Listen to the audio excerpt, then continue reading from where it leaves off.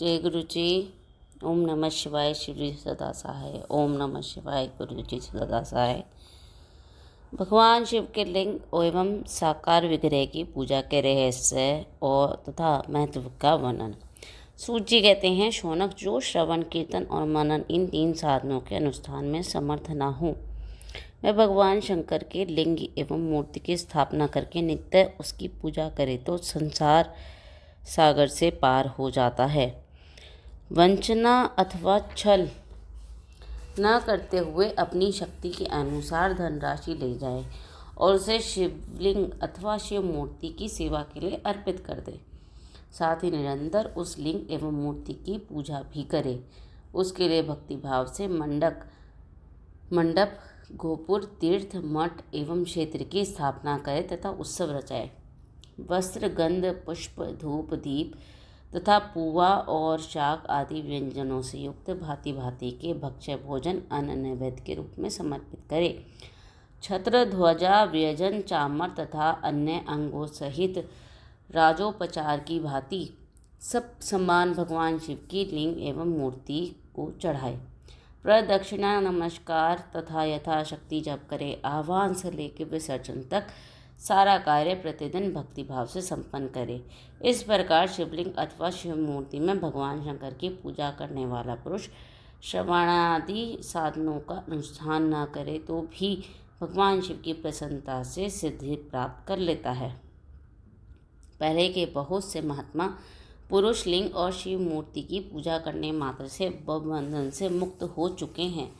ऋषियों ने पूछा, मूर्ति में ही सर्वत्र देवताओं की पूजा होती है, लिंग में नहीं, परंतु भगवान शिव की पूजा सब जगह मूर्ति में और लिंग में भी क्यों की जाती है? सूत जी ने कहा, मुनीश्वरों, तुम्हारा यह प्रश्न तो बड़ा ही पवित्र और अत्यंत अद्भुत है। इस विषय में महादेव जी ही वक्ता हो सकते हैं। दूसरा कोई पुरुष कभी भी कहीं भी इसका प्रतिपादन नहीं कर सकता। इस प्रश्न के समाधान के लिए भगवान शिव ने जो कुछ कहा है और उसे मैंने गुरु जी के मुख से जिस प्रकार सुना है उसी तरह क्रमशः वर्णन करूँगा। एकमात्र भगवान शिव ही ब्रह्म रूप होने के कारण निष्काल निराकार कहे गए हैं। रूपवान होने के कारण उन्हें सकल भी कहा जाता है, इसलिए मैं सकल और निष्कल दोनों हैं। शिव के निष्कल निराकार होने के कारण ही उनकी पूजा का आधारभूत लिंग भी निराकार ही प्राप्त हुआ है, अर्थात शिवलिंग के निराकार स्वरूप का प्रतीक है। इसी तरह शिव के सकल या साकार होने के कारण उनकी पूजा आधारभूत विग्रह साकार प्राप्त होता है, अथवा शिव का साकार विग्रह उनके साकार स्वरूप का प्रतीक होता है। सकल और अकल, समस्त अंग आकार सहित साकार और अंग आकार से सर्वदा रहित निराकार रूप होने से ही मैं ब्रह्म शब्द से कहे जाने वाले परमात्मा हैं। यही कारण है कि सब लोग लिंग निराकार और मूर्ति साकार दोनों में ही सदा भगवान शिव की पूजा करते हैं। शिव से भिन्न जो दूसरे देवता हैं वे साक्षात ब्रह्म नहीं हैं, इसलिए कहीं भी उनके लिए निराकार लिंग नहीं उपलब्ध होता। पूर्व काल में बुद्धिमान ब्रह्मपुत्र सनत कुमार मुनि ने मंदराचल पर नंदीकेश्वर से इसी प्रकार का प्रश्न किया था।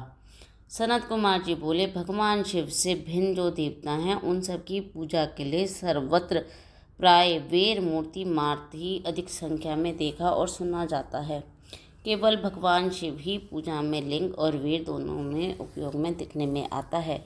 अतः कल्याण में नंदीकेश्वर, इस विषय में जो तत्व की बात हो उसे मुझे इस प्रकार बताइए जिसे अच्छी तरह समझ में आ जाए। नंदीकेश्वर ने कहा, निष्पाप ब्रह्म कुमार, आपके इस प्रश्न का हम जैसे लोगों के द्वारा कोई उत्तर नहीं दिया जा सकता, क्योंकि यह गोपनीय विषय है और लिंग साक्षात ब्रह्मा का प्रतीक है। तथापि आप शिव भक्त हैं, इसलिए इस विषय में भगवान शिव ने जो कुछ बताया है उसे ही आपके समक्ष कहता हूँ। भगवान शिव ब्रह्म स्वरूप और निष्कल निराकार हैं, इसीलिए उनकी पूजा में निष्कल लिंग का उपयोग होता है। संपूर्ण वेदों का भी यही मत है। सनत कुमार बोले, महाभाग योगेंद्र, आपके भगवान शिव और दूसरे देवताओं के पूजन में लिंग और वेद का प्रचार का जो रहस्य विभागपूर्वक बताया है। यह यथार्थ है। इसलिए लिंग और वेद की आदि उत्पत्ति का जो उत्तम वृत्तांत है उसी को मैं इस समय सुनना चाहता हूँ। लिंग के प्राकट्य का रहस्य सूचित करने वाला प्रसंग मुझे सुनाइए। इसके उत्तर से में नंदिकेश्वर ने भगवान महादेव के निष्कल स्वरूप लिंग का आविर्भाव का प्रसंग सुनना आरंभ किया। उन्होंने ब्रह्मा तथा विष्णु के विवाद, देवताओं की व्याकुलता एवं चिंता, देवताओं का दिव्य कैलाश शिखर पर गमन, उनके द्वारा चंद्रशेखर महादेव का सत्वन, देवताओं से प्रेरित हुए महादेव जी का ब्रह्मा और विष्णु के विवाद स्थल में आगमन तथा दोनों के बीच निष्कल और आदि अंत रहित भीषण अग्नि स्तंभ के रूप में उनका आविर्भाव आदि प्रसंगों की कथा कही। तदंतर श्री ब्रह्मा और विष्णु दोनों के द्वारा उस ज्योतिर्मय स्तंभ की ऊंचाई और गहराई की था लेने की चेष्टा एवं केतकी पुष्प के शाप वरदान आदि के प्रसंग भी सुनाए। इस प्रकार 5 से 8 अध्याय समाप्त। महेश्वर का ब्रह्मा और विष्णु को अपने निष्कल और सकल स्वरूप का परिचय देते हुए लिंग पूजन का महत्व बताना। नंदिकेश्वर कहते हैं, तदंतर में दोनों ब्रह्मा और विष्णु भगवान शंकर को प्रणाम करके दोनों हाथ जोड़ उनके दाएं बाएं भाग में चुपचाप खड़े हो गए। फिर उन्होंने वहां साक्षात प्रकट पूजनीय महादेव जी को श्रेष्ठ आसन पर स्थापित करके पवित्र पुरुष वस्त्रों द्वारा उनका पूजन किया। दीर्घ काल तक अरबीकृत भाव से सुस्थिर रहने वाली वस्तुओं को पुरुष वस्तु कहते हैं और अल्पकाल तक ही टिकने वाली क्षणभंगुर वस्तुएं प्राकृत वस्तुएं कहलाती हैं। इस तरह वस्तु के 2 भेद जानने चाहिए। किन पुरुष वस्तुओं से उन्होंने भगवान शिव का पूजन किया यह बताया जाता है। हार, नूपुर, केयूर, किरीट, मणिमय कुंडल, यज्ञोपवीत उत्तरीय वस्त्र, पुष्पमाला, रेशमी वस्त्र, हार, मुद्रिका, पुष्प, तांबूल, कपूर, चंदन एवं अगरु का अनुलेप, धूप, दीप, श्वेत छत्र, व्यंजन, ध्वजा, चवर और अन्य दिव्य उपहारों द्वारा जिनका वैभव वाणी और मन से की पहुँच से परे था, जो केवल पशुपति परमात्मा के ही योग्य थे, जिन्हें पशु बद्ध जीव कदापि नहीं पा सकते थे, उन दोनों ने अपने स्वामी महेश्वर का पूजन किया। सबसे पहले वहाँ ब्रह्मा और विष्णु ने भगवान शंकर की पूजा की। इसमें प्रसन्न हो भक्तिभाव भगवान शिव ने वहाँ नम्र भाव से खड़े हुए उन दोनों देवताओं से मुस्कुराकर कहा। महादेव बोले, पुत्रों, आज का दिन एक महान दिन है। इसमें तुम्हारे द्वारा जो आज मेरी पूजा हुई है, इससे मैं तुम लोगों पर बहुत प्रसन्न हूँ। इसी कारण यह दिन परम पवित्र और महान से महान होगा। आज की अतिथि शिवरात्रि के नाम से विख्यात होगी, मेरे लिए परम प्रिय होगी। इसके समय में मेरे लिंग निष्काल अंग आकृति से रहित निराकार स्वरूप के प्रतीक वीर सकल साकार रूप में प्रतीक विग्रह की पूजा करेगा। वह पुरुष जगत की सृष्टि और पालन आदि कार्य भी कर सकता है। जो शिवरात्रि को दिन रात निराहार एवं जितेंद्रिय रहकर अपनी शक्ति के अनुसार निश्चल भाव से मेरी यथोचित पूजा करेगा, उसको मिलने वाले फल का वर्णन सुनो। 1 वर्ष तक निरंतर मेरी पूजा करने पर जो फल मिलता है, वह सारा फल केवल शिवरात्रि को मेरे पूजन करने में मनुष्य तत्काल प्राप्त कर लेता है।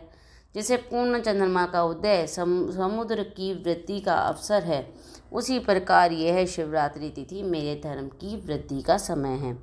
इस तिथि में मेरी स्थापना आदि का मंगलमय उत्सव होना चाहिए। पहले मैं जब ज्योतिर्मय स्तंभ रूप में प्रकट हुआ था, उस समय मांगशिर मास में आद्रा नक्षत्र से युक्त पूर्णमासी या प्रतिपदा है। जो पुरुष मांगशिर मास में आद्रा नक्षत्र होने पर पार्वती सहित मेरा दर्शन करता है अथवा मेरी मूर्ति या लिंग की झांकी करता है, वह मेरे लिए कार्तिकेय से भी अधिक प्रिय है। उस शुभ दिन को मेरे दर्शन मात्र में पूरा फल प्राप्त होता है। यदि दर्शन के साथ साथ मेरा पूजन भी किया जाए तो इतना अधिक फल प्राप्त होता है कि उसका वाणी द्वारा वर्णन नहीं हो सकता। वहाँ पर मैं लिंग रूप से प्रकट होकर बहुत बड़ा हो गया था। अतः उस लिंग के कारण यह भूतल लिंग स्थान के नाम से प्रसिद्ध हुआ। जगत के लोग इसका दर्शन और पूजन कर सकें, इसके लिए यह अनादि और अनंत ज्योति स्तंभ अथवा ज्योतिर्मय लिंग अत्यंत छोटा हो जाएगा। यह लिंग सब प्रकार का भोग सुलभ कराने वाला तथा भोग और मोक्ष का एकमात्र साधन है। इसका दर्शन, स्पर्श और ध्यान किया जाए तो यह प्राणियों को जन्म और मृत्यु के कष्ट से छुड़ाने वाला है। अग्नि के पहाड़ जैसा जो यह शिवलिंग यहाँ प्रकट हुआ है, इसके कारण यह अरुणाचल नाम से प्रसिद्ध होगा। यहाँ अनेक प्रकार के बड़े बड़े तीर्थ प्रकट होंगे। इस स्थान में निवास करने या मरने वालों से जीवों का मोक्ष तक हो जाएगा। मेरे 2 रूप हैं, सकल और निष्कल। दूसरे किसी के ऐसे रूप नहीं हैं। पहले मैं स्तंभ रूप से प्रकट हुआ, फिर अपने साक्षात रूप से। ब्रह्मा भाव मेरा निष्कल रूप है और महेश्वर भाव सकल रूप। ये दोनों मेरे ही सिद्ध रूप हैं। मैं ही पर ब्रह्म परमात्मा हूँ। कलायुक्त और अकल मेरे ही स्वरूप हैं। ब्रह्म रूप होने के कारण मैं ईश्वर भी हूँ। जीवों पर अनुग्रह आदि करना मेरा कार्य है। ब्रह्मा और केशव, मैं सबसे ब्रह्मत और वृद्धि की जगत की वृद्धि करने वाला होने के कारण ब्रह्म कहलाता हूँ। सर्वत्र समरूप से स्थित और व्यापक होने से ही मैं सबका आत्मा हूँ। सर्ग से लेकर अनुग्रह तक आत्मा या ईश्वर से भिन्न जो जगत संबंधी 5 कृत्य हैं, वे सदा मेरे ही हैं। मेरे अतिरिक्त दूसरे किसी के नहीं हैं, क्योंकि मैं ही सबका ईश्वर हूँ। पहले मेरी ब्रह्म रूपता का बोध करने के लिए निष्कल लिंग प्राप्त हुआ था। फिर अज्ञात ईश्वरीय तत्व का साक्षात्कार करने के निर्मित मैं साक्षात जगदीश्वर ही सकल रूप में तत्काल प्रकट हो गया। अतः मुझ में जो ईश्वर इष्ट तत्व है, उसे ही मेरा सकल रूप जानना चाहिए। और जो यह निष्कल स्तंभ है, वह मेरे ब्रह्म स्वरूप का बोध कराने वाला है। यह मेरा ही लिंग चिन्ह है। तुम दोनों प्रतिदिन यहाँ रहकर इसका पूजन करो। यह मेरा ही स्वरूप है और मेरे सामीप्य की प्राप्ति करने वाला है। लिंग और लिंगी में नित्य अभेद होने के कारण मेरे इस लिंग का महान पुरुषों को भी पूजन करना चाहिए। मेरे एक लिंग की स्थापना करने का यह फल बताया गया है कि उपासक को मेरी समानता की प्राप्ति हो जाती है। यदि एक के बाद दूसरे शिवलिंग की स्थापना कर दी गई, तब तो उपासक को फल रूप से मेरे साथ एक तत्व सायुज्य मोक्ष रूप फल प्राप्त होता है। प्रधानतया शिवलिंग की ही स्थापना करनी चाहिए। मूर्ति की स्थापना उसकी अपेक्षा गौण कर्म है। शिवलिंग के अभाव में सब ओर से सवेर मूर्तियुक्त होने पर भी वह स्थान क्षेत्र नहीं कहलाता। इस प्रकार 9वां अध्याय समाप्त। 5 कृत्यों का प्रतिपादन, प्रणव एवं पंचाक्षर मंत्र की महत्ता, ब्रह्मा विष्णु द्वारा भगवान शिव की स्तुति और उनका अंतर ध्यान। ब्रह्मा और विष्णु ने पूछा, प्रभु सृष्टि आदि 5 कृत्यों के लक्षण क्या हैं? यह हम दोनों को बतलाइए। भगवान शिव बोले, मेरे कर्तव्यों को समझना अत्यंत गहन है, तथापि मैं कृपापूर्वक तुम्हें उस विषय में बता रहा हूँ। ब्रह्म और अच्युत, सृष्टि, पालन, संहार, तिरोभाव और अनुग्रह, ये 5 ही मेरे जगत संबंधी कार्य हैं जो नित्य सिद्ध हैं। संसार की रचना का जो आरंभ है, उसी को सर्ग या सृष्टि कहते हैं। मुझसे पालित होकर सृष्टि का सुस्थिर रूप से रहना ही उसकी स्थिति है। उसका विनाश ही संहार है। प्राणों के उत्कर्ण को तिरोभाव कहते हैं। इन सब से छुटकारा मिल जाना ही मेरा अनुग्रह है। इस प्रकार मेरे 5 कृत्य हैं। सृष्टि आदि के जो 4 कृत्य हैं, वे संसार का विस्तार करने वाले हैं। 5वां कृत्य अनुग्रह मोक्ष का हेतु है। वह सदा मुझ में ही अचल भाव से स्थिर रहता है। मेरे भक्तजन इन 5 कृत्यों को 5 भूतों में देखते हैं। सृष्टि भूतल में, स्थिति जल में, संहार अग्नि में, तिरोभाव वायु में और अनुग्रह आकाश में स्थित है। पृथ्वी से सबकी सृष्टि होती है, जल से सबकी वृद्धि एवं जीवन रक्षा होती है, आग सबको जला देती है, वायु सबको एक स्थान से दूसरे स्थान को ले जाती है और आकाश सबको अनुग्रहित करता है। विद्वान पुरुषों को यह विषय इसी रूप में जानना चाहिए। इन 5 कृत्यों का भार वहन करने के लिए ही मेरे 5 मुख हैं। 4 दिशाओं में 4 मुख हैं और इनके बीच में 5वां मुख है। पुत्रों, तुम दोनों ने तपस्या करके प्रसन्न हुए मुझ परमेश्वर से सृष्टि और स्थिति नामक 2 कृत्य प्राप्त किए। ये दोनों तुम्हें बहुत प्रिय हैं। इसी प्रकार मेरी विभूति स्वरूप रुद्र और महेश्वर में 2 अन्य उत्तम कृत्य संहार और तिरोभाव मुझसे प्राप्त किए हैं, परंतु अनुग्रह नामक कृत्य दूसरा कोई और नहीं पा सकता। रुद्र और महेश्वर अपने कर्म को भूले नहीं हैं, इसलिए मैंने उनके लिए अपनी समानता प्रदान की है। मैं रूप, वेश, कृत्य, वाहन, आसन और आयुध आदि में मेरे समान ही हैं। मैंने पूर्व काल में अपने स्वरूप भूत मंत्र का उपदेश किया है, जो ओंकार के रूप में प्रसिद्ध है। वह महामंगलकारी मंत्र है। सबसे पहले मेरे मुख से ओंकार ओम प्रकट हुआ और मेरे स्वरूप का बोध कराने वाला है। ओंकार वाचक है और मैं वाच्य हूँ। यह मंत्र मेरा स्वरूप ही है। प्रतिदिन ओंकार का निरंतर स्मरण करने से मेरा ही सदा स्मरण होता है। मेरे उत्तरवर्ती मुख से अकार का, पश्चिम मुख से उकार का, दक्षिण मुख से मकार का, पूर्वती मुख से बिंदुक का और मध्यवर्ती मुख से नाद का प्राकट्य हुआ। इस प्रकार 5 अवयवों से युक्त ओंकार का विस्तार हुआ है। इन सभी अवयवों से एकीभूत होकर यह वह प्रणव ओम नाम का एक अक्षर हो गया। यह नाम रूपांतक सारा शरीर और वेद उत्पन्न स्त्री पुरुष वर्ग रूप दोनों कुल इस प्रणव मंत्र से व्याप्त हैं। यह मंत्र शिव और शक्ति दोनों का बोधक है। इसी से पंचाक्षर मंत्र की उत्पत्ति हुई है। जो मेरे सकल रूप का बोधक है, वह आकारादि क्रम से और मकारादि क्रम से क्रमशः प्रकाश में आया है। ओम नमः शिवाय यह पंचाक्षर मंत्र है। इसी पंचाक्षर मंत्र से मात्र का वर्णन प्रकट किए हुए हैं, जो 5 भेद वाले हैं। उसी को शिरो मंत्र सहित त्रिपदा गायत्री का प्राकट्य हुआ है। उस गायत्री से संपूर्ण वेद प्रकट हुए हैं और उन वेदों से करोड़ों मंत्र निकले हैं। उन मंत्रों से भिन्न भिन्न कार्यों की सिद्धि होती है, परंतु इस प्रणव और पंचाक्षर से संपूर्ण मनोरथों की सिद्धि होती है। इस मंत्र समुदाय से भोग और मोक्ष दोनों सिद्ध होते हैं। मेरे सकल स्वरूप से संबंध रखने वाले सभी मंत्र राज साक्षात भोग प्रदान करने वाले और शुभकारक मोक्षप्रद हैं। नंदिकेश्वर कहते हैं, तदंतर जगदम्बा पार्वती के साथ बैठे हुए गुरुवर महादेव जी ने उत्तराभिमुख बैठे हुए ब्रह्मा और विष्णु को पर्दा करने वाले वस्त्र से आच्छादित करके उनके मस्तक पर अपना कर कमल रखकर धीरे धीरे उच्चारण करके उन्हें उत्तम मंत्र का उपदेश किया।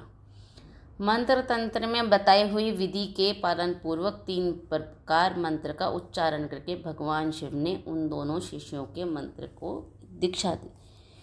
फिर उन शिष्यों ने गुरु दक्षिणा के रूप में अपने आप को ही समर्पित कर दिया और दोनों हाथ जोड़कर उनके समीप खड़े हो उन देवेश्वर जगत गुरु का स्तवन किया।